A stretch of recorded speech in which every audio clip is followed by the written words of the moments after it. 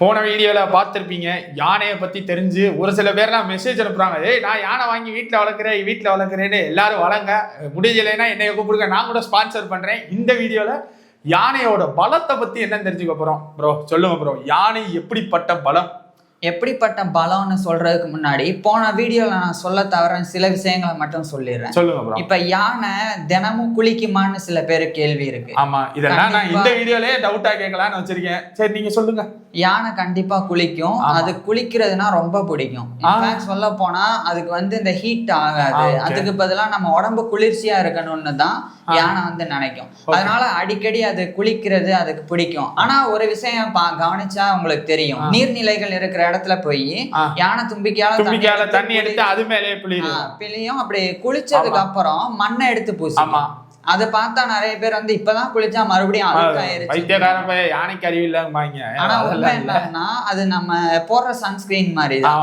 அதுக்கு பதிலா அது மண்ணை நேச்சுரலா யூஸ் பண்ணிக்கலாம். நம்மகிட்ட காசு இருக்கு, நம்ம சன்ஸ்கிரீன் வாங்குறோம். யானைகிட்ட காசு இல்ல, அதனால மண்ணை பூசுது. ஆமா, அந்த மாதிரி அது பண்ணும். இன்னொன்னு என்னன்னா இப்பதான் பலத்துல வர்றோம். பலம். ஆமா, இப்ப யானை கூட்டத்தை பொறுத்த வரைக்கும் இப்படி நடக்கும். இப்ப ஒரு பெண் யானை இருக்கு, குட்டி போடுதுன்னா இப்ப அது கிட்டத்தட்ட 22 மாசம் எடுக்கும். இப்ப கர்ப்பகாலம் ஒரு யானை வெளியே வர்றதுக்கு 22 மாசம் ஆகும். கிட்டத்தட்ட 2 வருஷ கணக்கு. ஆமா, அவ்வளவு நாள் ஆகும். அவ்வளவு நாள் கர்ப்பமா தான் இருக்கும். அப்பேற்பட்ட யானையோடைய பாசம் அவ்வளவு இருக்கும். நீங்க பார்த்தா மனிதர்களையே, குறிப்பா மனித குழந்தைகளையே நிறைய முறை யானை காப்பாத்தினாரு. ஆமா, அதே மாதிரி அந்த யானை ஏதாச்சும் மதம் பிடிச்சிச்சுன்னா போனா கூட அந்த குழந்தை யானை இருந்துச்சுன்னா இல்ல ஸ்கிப் பண்ணிட்டு போயிடும். அப்படி இல்ல, மதம் பிடிச்ச நேரத்துல அதுக்கு எதுவும் தெரியாதுன்னு வைங்களேன். ஆனாலும் அதுக்கு பாசம் இருக்கும். கிட்டத்தட்ட அது 60-70 ஆண்டு வரைக்கும் கூட வாழக்கூடியதுதான் யானை. ஸோ இப்படி இருக்கும்போது யானையோட லைஃப் ஹிஸ்டரி எவ்வளோ ப்ரோ? அதான் லைஃப் ஸ்பேன் ஒரு 60-70 ஆண்டு வரைக்கும் காட்டுல வாழ்ற யானை. இதே நம்ம வளர்த்து ஓரளவுக்கு இன்னும் நல்லா அதுக்கு தேவையானதெல்லாம் கொடுத்தா அது 70 ஆண்டுக்கும் மேல போகும். ஆனா அவ்வளவு ஆவரேஜா 60 ஆண்டுல இருந்து 70 ஆண்டு வரைக்கும் வாழும். இப்ப யானையை பொறுத்த வரைக்கும் அது சில நேரங்கள்ல ஆப்பிரிக்கால நிறைய குழந்தைகள் ஆபத்துல இருக்கும் போது மற்ற விலங்குகள்கிட்ட இருந்தே அது காப்பாத்தி இருக்கு தைரியமா. அந்த மாதிரி பல வரலாறு இருக்கு. குறிப்பா 18 மற்றும் 19ஆம் நூற்றாண்டுகள் எல்லாம் ஆப்பிரிக்கால சிங்கங்களே மத்த சின்ன சின்ன குழந்தைகளை தாக்க வரும்போது காப்பாத்தின ஹிஸ்டரியும் இருக்கு. அதாவது சிங்கம் குழந்தைய வேட்டையாட வரையில யானை சிங்கத்து கூட சண்டை போடுது. ஆமா, அந்த அளவுக்கு கூட இருக்கு. வேட்டையாடுறதுன்னா எப்படி சொல்றது, சண்டை காயத்தை ஏற்படுத்துறது, அதுமே வரும்போது யானை காப்பாத்துது. சோ அந்த மாதிரி நடந்திருக்கு. அதே மாதிரி இப்ப சிங்கமா இருக்கட்டும், புலியா இருக்கட்டும், அதனால யானை கூட மோத முடியுமான்னு சில கேள்வி. ஆமா, யார் மோதனா யார் ஜெயிப்பா? மோதுறதே யானை ஜெயிக்கும். இல்ல புரியல ஏன் ஜெயிக்கும்ன்றத சொல்றேன். ஒரு சிம்பிளா இப்ப எந்த காலத்திலயுமே வரலாற்றுல நேருக்கு நேர் மோதி ஒரு யானைய ஒரு சிங்கமோ ஒரு புலியோ இது நாள் வரைக்கும் வீழ்த்தினதா எந்த ஒரு ரெக்கார்டும் கிடையாது. அப்புறம் எப்படி? அதான் சொல்றேன், யானைய சிங்கமோ புலியோ வீழ்த்தினதே கிடையாது.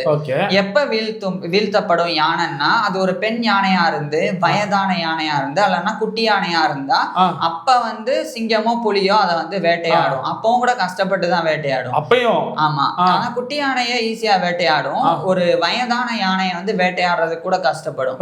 ஆனா ஒரு ஆண் யானை ஒரு 30-40 வயசு தான் ஆகுது அந்த யானைக்கு. அது கம்பீரமா இருக்கும்போது அது முன்னாடி போறதுக்கே மத்த எந்த விலங்கும் அந்த அளவுக்கு தைரியம் கிடையாது, பயப்படும். அது காரணம் என்னன்றத சொல்றேன்.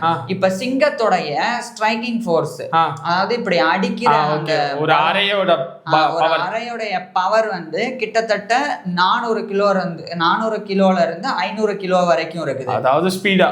ஆமா, ஒரு அடி அடிச்சா 500 கிலோ அடி உங்க மேல 500 கிலோ ஒரு வெயிட் எடுத்து அடிச்சா எவ்வளவு வலிக்கும்.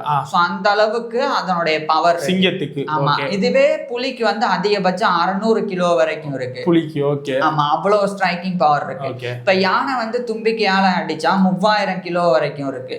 சோ எவ்வளவுன்னு பாத்துக்கோங்க. 3000னா கிட்டத்தட்ட சிங்கத்தை விட 5 மடங்கு. 6 மடங்கு கிட்டத்தட்ட 6. ஆமா, ஏன்னா அது 500 கிலோ, இது 3000 கிலோ வரைக்கும் கூட போகும். அதனால 6 மடங்கு பவர்னா தும்பிக்கைய வச்சு சிங்கத்தையோ புலியையோ ஒரே ஒரு அடி சண்டையில பட்டா கூட உடம்புல இருக்கக்கூடிய அத்தனை எலும்பு கூட நொறுங்கி போய் அந்த இடத்துலயே செத்துரும். அந்த சொல்றீங்களா அவ்வளவு ஸ்பீடா அரைகிறது, இது நார்மலா இருக்கலையா இல்ல மதம் கொண்டு இருக்கலையா? இல்ல, மதம் கொண்டு இருக்கும்போது 3000 கிலோ வரைக்கும் போயிடும். நார்மலா இருக்கும் போது 2500 கிலோ தாண்டி. மதத்துக்கும் இதுக்கு 500% தான் டிஃபரெண்ட். கிட்டத்தட்ட 40,000 தசைநார்கள் இருக்கு தும்பிக்கையில. அப்ப எவ்வளவு பலம் இருக்கும் அந்த தும்பிக்கையில. அது வந்து 300 கிலோ வெயிட்ட வந்து ஒரே வாட்டி தூக்கிரும். 300 கிலோ வெயிட்னா சிங்கம் 200 கிலோ வெயிட் ஆவரேஜ். புலி வந்து 300 கிலோ வரைக்கும் இருக்கும். அப்போ ஒருத்த புலிய தும்பிக்கையால தூக்கி வீச முடியும், காலுக்கு அடியில வச்சு மிதிக்க முடியும். ப்ரோ அப்புறம் ஏன் ப்ரோ அந்த பழமொழி இருக்கு, மதம் கொண்ட யானை சிங்கத்திடம் என்ன செய்யும் அப்படின்ட்டு? அது மதம் கொண்ட யானை என்ன செய்யும் தெரியுமா? சினம் கொண்ட சிங்கத்திடம் தோற்று ஓடும். அது சும்மா சினிமா டைலாக் தான். உண்மையில சொல்ல போனா மதம் கொண்ட யானைக்கு முன்னாடி எல்லாம் எந்த உயிரினமும் நிக்க முடியாது. அது ஏன்றத சொல்றேன். பொதுவா மதம் பிடிக்காம இருக்கும்போது ஒரு விலங்கு சண்டைக்கு வருதுன்னா, நான் போன தடவை சொல்லியிருந்தேன் உங்களுக்கு, யானைக்கு மோப்ப சக்தி ஜாஸ்தி பயங்கரமானு. புலி எப்பவுமே யானை கூட்டம் இருக்குன்னு வைங்களேன், ஒரு கூட்டம் இருக்குன்னா அதுல இருக்கக்கூடிய குட்டி யானையை தனியா பிரிச்சு வேட்டையாடணுன்றதுக்காக பதுங்கி வரும். ஆனா அந்த கூட்டத்துல இருக்கக்கூடிய பெண் யானைகளுக்கு வந்து தெரிஞ்சிடும் புலி இருக்கு, இங்கதான் ஒளிஞ்சிருக்குன்னு ஈஸியா கண்டுபிடிச்சிடும். அது கண்டுபிடிச்ச உடனே என்ன பண்ணும்னா தும்பிக்கையை தூக்கிட்டு அந்த புதர் பக்கம் நோக்கி ஓடும். அதாவது அந்த புலி இருக்கிற பக்கம் நோக்கி ஓடும். சண்டைக்கா இல்ல ஒளியிறதுக்கா? விரட்டி விடுறதுக்கு. இங்க இந்த இடத்துல புதர் இருக்குன்னா இங்கதான் புலி இருக்குன்னு யானைக்கு தெரிஞ்சா அதை நோக்கி ஓடும். தும்பிக்கையை தூக்கிட்டு ஓடும் போதே அந்த ஓடி வர்ற வேகம், அதனுடைய அந்த அதிர்வு, அதை பார்த்தே புலி அந்த இடத்துல அவ்வளவு பெரிய ஒரு உருவத்துல ஓடி வந்தா கண்டிப்பா பயம் வரத்தானே செய்யும். அதே மாதிரி சிங்கம், இப்ப சிங்கம் வந்து வேட்டையாட வருது, தூரத்துல இருக்கு, அதை வந்து இது யானை பார்த்துருச்சுன்னா ஃபர்ஸ்ட் என்ன பண்ணோம்னா அதனுடைய 2 காதுகளையும் இப்படி விரிக்கும். யாரு? யானை விரிச்சு நான் எவ்வளவு பெரிய ஆளுன்னு பாத்துக்க பயம் காட்டுது. தன்னுடைய ஸ்ட்ரக்சரை வந்து அதுக்கப்புறமாவும் சிங்கம் ஒரு முன்னுக்கு வர பாத்துச்சு அப்படின்னா தலைய 2 பக்கமும் அசைச்சு தன்னுடைய தந்தத்தை காட்டும். காட்டி என்ன எனக்கு பார்த்துக்கோ தந்தமும் இருக்கு, இதை வச்சு குத்தியே கொண்டுருவேன்னு பயம் காட்டுது. அத மீறியும் அது வருது அப்படின்னா அப்ப பிளிரிக்கிட்டு ஒரு சத்தம் கொடுக்கும். ஒரு காலை வந்து மேல தூக்குற மாதிரி நீங்க கவனிச்சிருப்பீங்க, காலை தூக்கிட்டே பிளிரு. அந்த மாதிரி பிளிரும். அப்பவும் அது வந்து முன்னுக்கு வர பாக்குதுன்னா கொஞ்ச தூரம் ஓடி போய் அதுக்கு முன்னாடி போய் நிக்கும், அடிக்காது முன்னாடி போய் நிக்கும். இவ்வளவு பதறுதான்னு அப்பவும் அந்த சிங்கம் விடாம வந்துச்சுன்னா அடுத்த அட்டாக் தான். இவ்வளவு உங்களுக்கு வந்து ஹிண்ட் கொடுக்குது, தம்பி நான் பெரியாரு வேண்டாம் மோதாதான் சொல்லுது. நான் செவனேன்னு இருக்கேன், நானே தாவர உண்ணி, நீ வந்து என்கிட்ட வந்தன்னா அவ்வளவுதான்றத காட்டும்.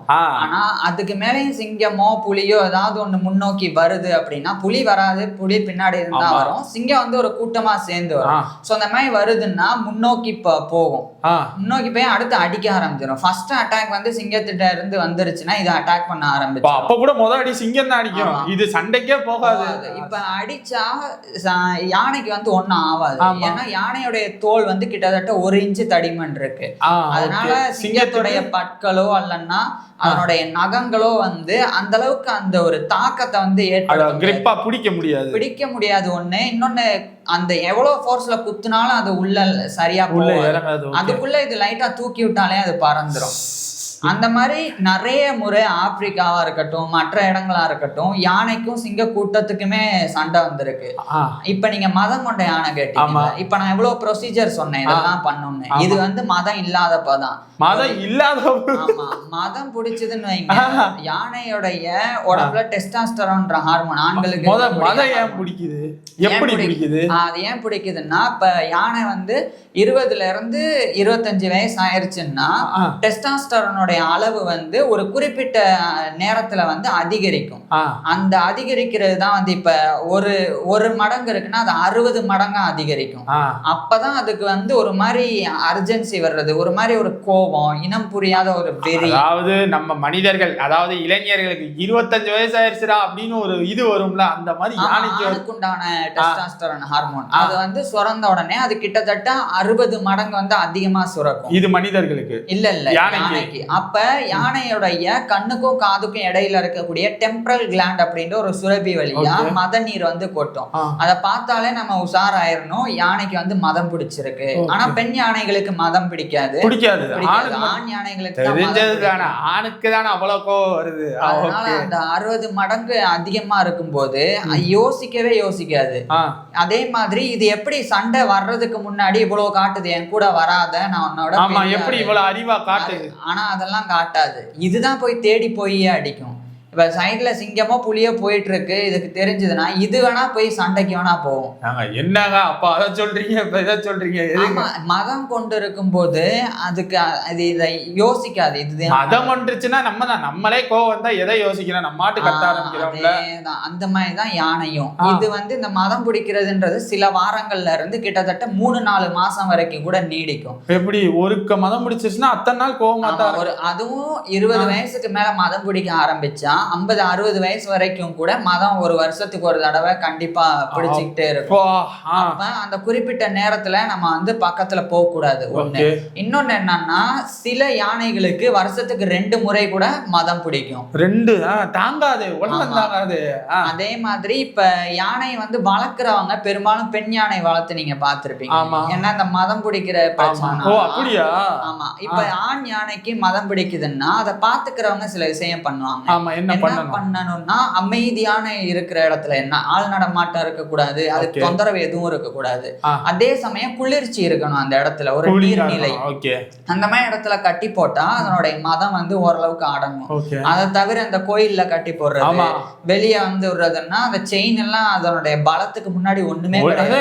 எங்க ஒரு பயனும் இல்லையே. ஆமா. ஏன்னா யானையை பொறுத்த வரைக்கும் அது வந்து 5000 கிலோ வரைக்கும் இருக்கு. 5000 கிலோன்னும் போது உங்களால ஒண்ணுமே பண்ண முடியாது. ஒரு செயின் வச்சு கட்டினா கூட அதை பிரிச்சு ஒரு இதுலயே 3000 கிட்டத்தட்ட அப்படி அடிக்குது, வீசுது.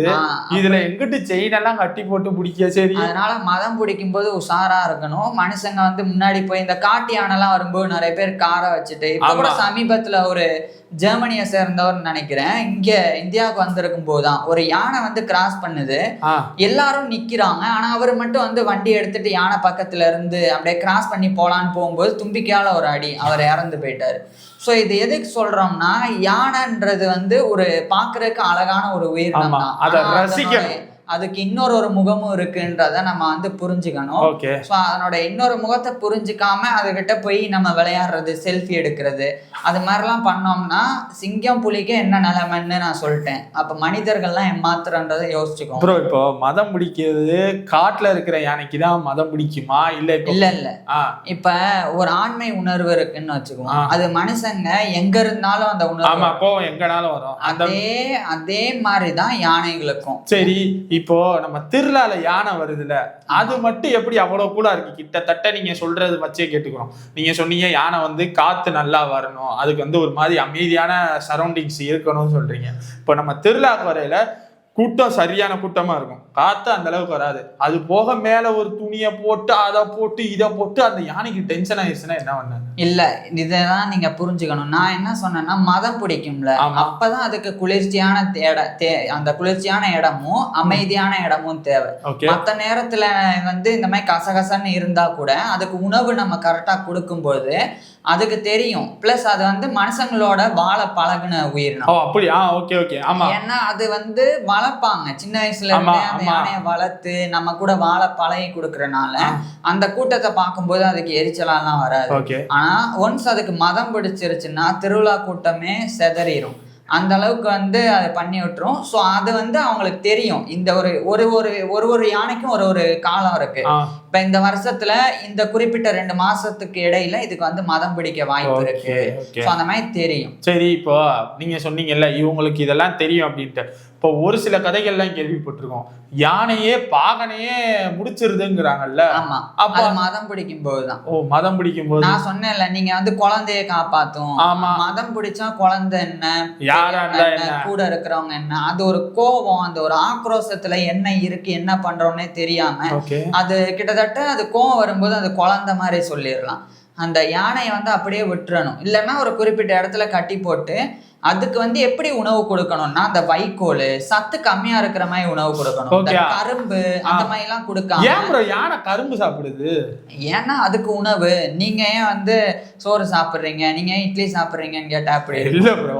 அதாவது எந்த விலங்காச்சு இந்த மாதிரி ஏதாவது சாப்பிடுறேன்னு சொல்லி கேள்விப்பட்டிருக்கோமா? அதோட சைஸ்ன்னு ஒண்ணு இருக்கு, அதோட செரிமான சக்தி அந்த அளவுக்கு இருக்கு. உங்களுக்கு நீங்க கரும்பு மாதிரி உணவு, மரப்பட்டை, மரக்கீரை இந்த மாதிரி உணவு தான் அதுக்கு வந்து ஏத்தது. அதுக்கு போய் நம்ம பாப்கார்னு அந்த மாதிரி அதெல்லாம் வந்து அதனால ஏத்துக்கவே முடியாது. சரி, இப்ப நீங்க சொல்றது ஓகே. வெல்லம் சாப்பிடுமா? உண்மையிலே யானை வெல்லம் சாப்பிடும். உண்மைதானா? உண்மைதான். ஏன்னா அது கரும்புலையும் அது அந்த இனிப்பு எடுக்கப்படுதுன்றனால அது சாப்பிடும்.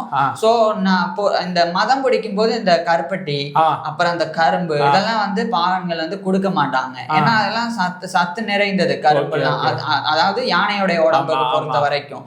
சோ அதெல்லாம் எடுத்துக்கிட்டா மதம் பிடிச்சிருக்கும் போது இன்னும் அந்த ஆக்ரோஷம் அதிகரிக்க தான் செய்யும்ன்றனால வைக்கோல் மாதிரி உணவு தான் கொடுப்பாங்க. சத்து கம்மியா இருக்கிற சாப்பாடை கொடுத்து இது சரி பண்ணிடுறாங்க. மேக்சிமம் அதை நல்லா வளர்க்க தெரிஞ்ச பாகங்கள் வந்து நல்லா வளர்த்துருவாங்க. அறகுறையா தெரிஞ்சுட்டு ஆசை இருக்குன்றனால வாங்கி வளர்த்தா இந்த மாதிரி பிரச்சனை அதிகமா. என்ன சொல்லலையே, நீங்க தான் போன வீடியோல சொன்னீங்க எல்லாரும் இதுக்காகவே யானை வளர்க்கறது தப்பு இல்ல. அதெல்லாம் புரிஞ்சுக்கிட்டு அதுக்கு உண்டான ஒரு ப்ராப்பரான இடம் இருக்கா, மதம் பிடிக்கும் போது இந்த இடத்துல நம்மளால வச்சு பாத்துக்க முடியுமா, அதுக்கு சரியான உணவு கொடுக்க முடியுமா, இவ்வளவு விஷயம் இருக்குல்ல. அந்த குளிர்ச்சியா அவ்வளவு பண்ண முடிஞ்சா யானையை கண்டிப்பா வளர்க்கலாம். சரி, யானைக்கு சுகர் வருமா? யானைக்கு சுகர் வருமான்னு கேட்டா யானை இப்ப மனுஷங்களுக்கு ஏன் சுகர் வருது? சீனிப்பு சாப்பிடுறதுனால, ஸ்ட்ரெஸ் ஆகும். நீங்க நீங்களே லைஃப் ஸ்டைல் வந்து தப்பா இருக்கிறனால. யானையோட லைஃப் ஸ்டைல் பெரும்பாலும் மற்ற உயிரினங்கள் எதுவுமே வந்து தப்பான வாழ்க்கை முறையை வாழும். யானைக்கு ஸ்ட்ரெஸ் ஆகும்ல, கோவம் மதம் பிடிக்குதுல, அப்ப கோவம் ஸ்ட்ரெஸ்ஸும் கோவம் கிட்டத்தட்ட ஒண்ணு தானே. ஆனா நான் ஒரு விஷயம் சொல்லியிருப்பேன் உங்களுக்கு. இப்ப நமக்கு ஸ்ட்ரெஸ் வருது, நம்ம உடம்புல குளுக்கோஸ் அளவு அதிகரிக்குதுன்னா நம்ம ஓடினாலோ நம்ம ஏதாவது வேலை பார்த்தாலோ அந்த இது வந்து கரைஞ்சிரும், அந்த குளுக்கோஸ் வந்து குறைஞ்சிரும். இப்ப யானையை பொறுத்த வரைக்கும் நீங்க சொல்ற மாதிரியே இனிப்பு அதிகமாவே மதம் பிடிக்கும் போது சும்மாவே மரத்தை உடைக்கிறது, அடுத்தவங்க கூட சண்டை, உடல் உழைப்போட தான் இருக்கும். அதனால நீங்க அதை பத்தி யானையை பத்தி கவலைப்பட வேண்டிய அவசியம் இல்லை. அதான் அதனுடைய உடம்ப ரொம்ப நல்லா பாத்துக்க அதுக்கு தெரியும். நம்ம தான் நம்ம உடம்ப ஒழுங்கா பாத்து. சரி, ஓகே. இப்போ யானை சாணி போட்டா நம்ம அதை மிதிச்சா அந்த நம்ம கால்ல இருக்கிற புண்ணு சரியாயிரும்னு சொல்றாங்கல்ல, இது என்ன உண்மையா இல்லையா? இல்ல இது உண்மை கிடையாது. இன்னொன்னு என்னன்னா, யானை சாணத்தை இதுல வந்து கால் மிதிக்கும் போது உங்க கால்ல ஏதாவது புண்ணு இருந்தா அதை மிதிச்சிடக்கூடாது. ஏங்க பெரியவங்க எல்லாம் அவ்வளவுதான் சொல்றாங்க. இல்ல, அது ஒரு நம்பிக்கை, அதை நம்ம குறை சொல்லக்கூடாது. உங்க கால்ல எந்த பிரச்சனையும் இல்ல, அப்ப போய் மிதிக்கிறது ஒன்னும் பிரச்சனை கிடையாது. உங்க கால்ல ஏதோ ஒரு இன்ஃபெக்ஷன் இருக்கு, அந்த நேரத்துல போய் நீங்க வந்து அந்த யானை சாணத்தை மிதிக்கும் போது அதுல இருக்கக்கூடிய கிருமிகளும் உங்களுடைய காயத்தை வந்து பெருசாக்க வாய்ப்பு இருக்கு. அதனால வந்து அந்த மாதிரி பண்றது தவிர்க்கிறது நல்லது. சரி, யானை முடியல மோதிரம் போடுறோம்ல, இதெல்லாம் என்ன கான்செப்ட்? யானை இதெல்லாம் நம்பிக்கை சார்ந்ததுதான். யானை வந்து யானை முடியல மோதிரம் பண்றதெல்லாம் நம்பிக்கை. ஒரு சிங்க முடி, ஒரு புலி முடி, அது ஏங்க யானை முடியல மட்டும்? யானைய வந்து நம்மளுடைய மித்தலாஜிக்கலா எப்படி பாக்குறாங்கன்னா கடவுளா பாக்குறாங்க. ஆமா, தெய்வ ஒரு இதுவா பாக்குறதுனால அதை வந்து அந்த மாதிரி பயன்படுத்துறாங்க. இன்னொன்னு என்னன்னா, யானை வந்து முதலை நீங்க புராண கதைகள்லயே நிறைய வந்து யானைக்கும் முதலைக்கும் சண்டை வந்த விஷயம் கேள்விப்பட்டிருப்பீங்க. உண்மையிலே யானைக்கும் முதலைக்கும் சண்டை வந்தா யாரு ஜெயிப்பான்னு நினைக்கிறீங்க? யானை தான். கண்டிப்பா 100க்கு 90 முறை வந்து யானை தான் ஜெயிக்கும். சில நேரங்கள்ல முதலையும் ஜெயிச்சிருக்கு. அதாவது சிங்கத்துக்கும் புலிக்கும் ஃபைட் வச்சா யானை தான் வாஷ் அவுட். ஆனா இதுல மட்டும் 10%. ஏன் எப்படின்னா, இப்ப சில குட்டி யானைகள் போய் தண்ணி குடிக்கும் போது திடீர்னு உள்ள இருந்து முதலை அதை தந்திரமா தாக்கும். அதனுடைய தும்பிக்கையை பிடிச்சு உள்ள இழுத்துருச்சுன்னா யானைனால ஒண்ணும் பண்ண முடியாது. அதனால அது வலியும் தாங்க முடியாது. அதாவது அந்த மெயின் பாயிண்ட் அந்த தும்பிக்கையை பிடிச்சு இருக்கிறதுனால. இதுவே வந்து பெரிய யானையா இருக்கும் போது தும்பிக்கையை பிடிச்சா அது தண்ணிக்குள்ள போறதுக்கு பதிலா இது அதை தண்ணி அப்படியே இழுத்து மிதிச்சிரும். இது 5000 கிலோ மிதிக்கிற மிதியில முதலையோடைய ஓடு தெரிச்சு போய் முதல்ல வந்து இறந்தே போயிருக்கு. அந்த மாதிரி எல்லாம் நடந்திருக்கு. பல முறை நடந்திருக்கு அந்த மாதிரிலாம் வரலாற்றுல.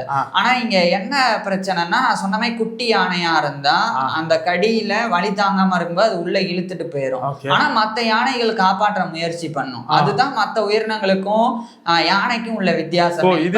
குதிரை மானெல்லாம் இருக்கு. ஒரு புலியோ சிங்கமோ வந்து அடிக்குதுன்னா மத்ததெல்லாம் செதறி பயந்து ஓடிடும். ஓகே. ஆனா யானை அப்படி கிடையாது. அதனுடைய குடும்ப ஸ்ட்ரக்சரே எப்படி இருக்கும்னா மேட்ரியாக்ஸ்ன்னு இருக்கு. ஒரு குடும்பத்திலேயே பெரிய பெண் யானை, வயதான பெண் யானை தான் தலைவி. அந்த கூட்டத்தை நடத்தும். அந்த கூட்டத்துல ஆண் யானைகள் இருக்காது. ஆண் யானைகள் இருந்தா அது குட்டி யானைகளா தான் இருக்கும். ஒரு 12ல இருந்து 15 வயசு ஆண் யானைகளுக்கு வந்துருச்சுன்னா அந்த கூட்டத்துல இருந்து வெளியே வந்துடும் ஆண் யானை. அதனால குட்டி யானைகள் பிளஸ் பெண் யானைகள் இருக்கும்.